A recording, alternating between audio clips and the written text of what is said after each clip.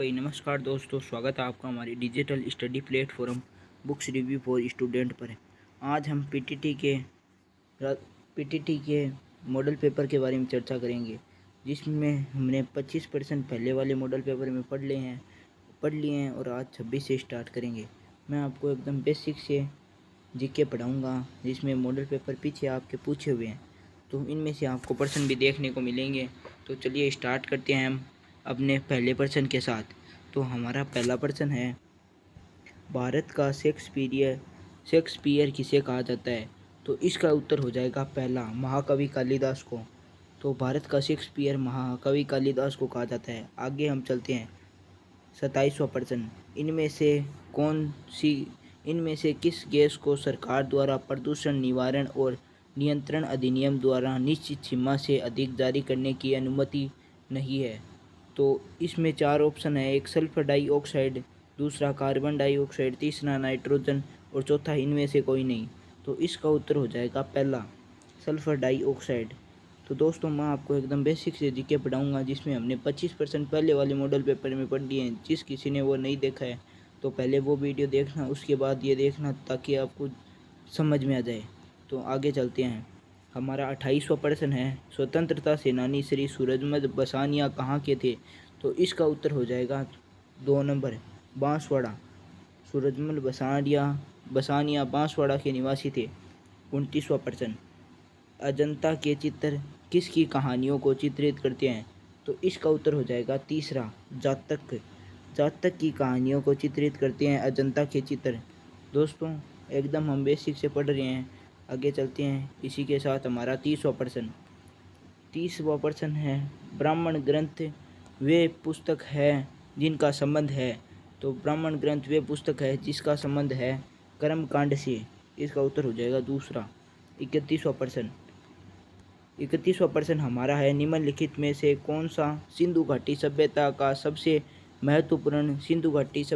सबसे महत्वपूर्ण सभ्यता प्रस्तुत करता है?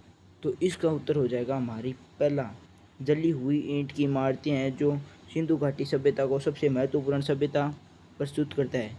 तो आगे हमारा 32वां प्रश्न है इसी क्रम में, 10,000 फीट से ऊपर विश्व की सबसे लंबी राजमार्ग सुरंग किस राष्ट्रीय राजमार्ग पर स्थित है? तो इसका उत्तर हो जाएगा पहला, राष्ट्रीय राजमार्ग मार्ग 3 पर। तो विश्व की सबसे लंबी सुरंग राष्ट्रीय राजमार्ग 3 पर स्थित है।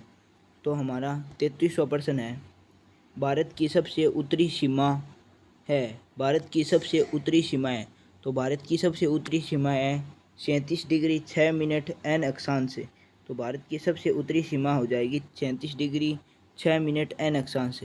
आगे हम 34वें प्रश्न में चलते हैं। 1940 के अगस्त प्रस्ताव ने कौन सी गारंटी देकर कांग्रेस से समझौता करने की कोशिश की?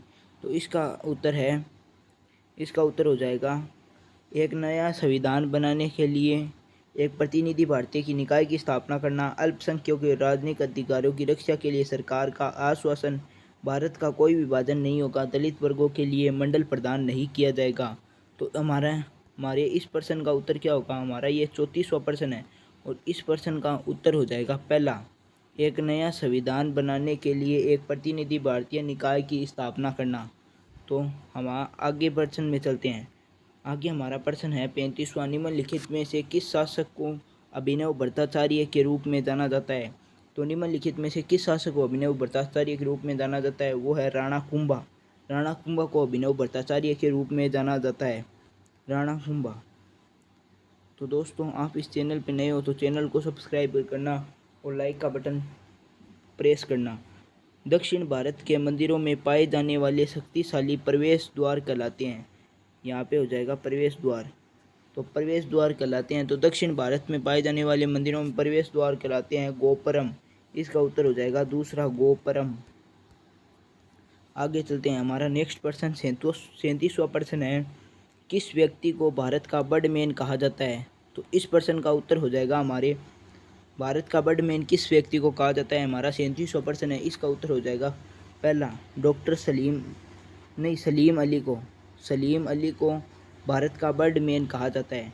इसी के साथ इसी क्रम में हमारा 38वां प्रश्न है, निम्नलिखित में से किस महिला को स्वतंत्रता आंदोलन की ग्रैंड ओल्ड लेडी के रूप में जाना जाता है? तो इसका उत्तर हो जाएगा तीसरा, अरुणा आसफ अली। अरुणा आसफ अली को ग्रैंड ओल्ड लेडी के रूप में जाना जाता है। हमारा 39वां प्रश्न है, निम्नलिखित में से कौन कभी कार्यवाहक राष्ट्रपति नहीं बना? तो हमारी 39वें प्रश्न का उत्तर हो जाएगा दूसरा, तो जाकिर हुसैन है जो कभी कार्यवाहक राष्ट्रपति नहीं बने। हमारा 40वां प्रश्न इसी क्रम में, निम्नलिखित में से कौन सी नदी बंगाल की खाड़ी में आकर गिरती है? तो इसका उत्तर हो जाएगा चौथा, चंबल नदी बंगाल की खाड़ी में आकर गिरती है। चंबल नदी बंगाल की खाड़ी में आकर गिरती है। तो चौथा प्रश्न को लॉक कर दिया जाए तो इसका उत्तर हो जाएगा चौथा। आगे हमारा प्रश्न है 41वां, प्रागैतिहासिक स्थल कालीबंगा राजस्थान के किस जिले में स्थित है? तो कालीबंगा किस जिले में स्थित है, इसका उत्तर आपको बताना है। इसका उत्तर हो जाएगा चौथा, कालीबंगा हनुमानगढ़ जिले में स्थित है। हनुमानगढ़। तो ये प्रश्न आपके मॉडल पेपर में पूछे गए हैं। मॉडल पेपर में पूछे गए प्रश्न है जो 2023 में पेपर आया था, उसमें ये प्रश्न आपके पूछा गया है। तो आगे चलते हैं। इसी के साथ हमारा 42वां प्रश्न, राजस्थान पर्यटक की टैग लाइन क्या है? तो राजस्थान पर्यटक की टैग लाइन क्या है, इसका उत्तर क्या होगा? Lands of gods own country the incredible state of India full surprises. तो इसका उत्तर हो जाएगा थे इनक्रेडिबल्स स्टेट ऑफ इंडिया। तीसरा, इसका उत्तर हो जाएगा तीसरा। तीसरे उत्तर को हम लॉक करते हैं। आगे हमारा 43वां प्रश्न है, खतौली के युद्ध में राणा सांगा ने किसे हराया था? तो खतौली के युद्ध में राणा सांगा ने किसे हराया था? इब्राहिम लोदी को। इसका उत्तर हो जाएगा पहला। ये उत्तर हम लॉक करते हैं।